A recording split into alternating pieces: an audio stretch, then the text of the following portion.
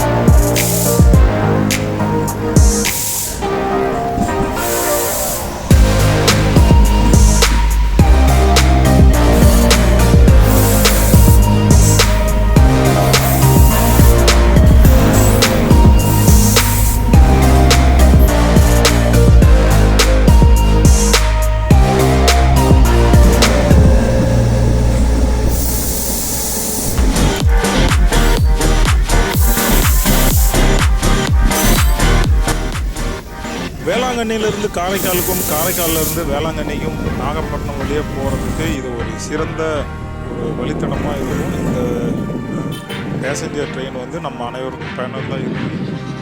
நீங்கள் போகணும் அப்படின்னா இந்த பேசஞ்சர் ட்ரெயினில் பயணம் செய்யுங்க. சிறந்த அனுபவமாக இருக்கும். நல்ல பதிவில் மீண்டும் உங்களை சந்திக்கிறேன். நன்றி.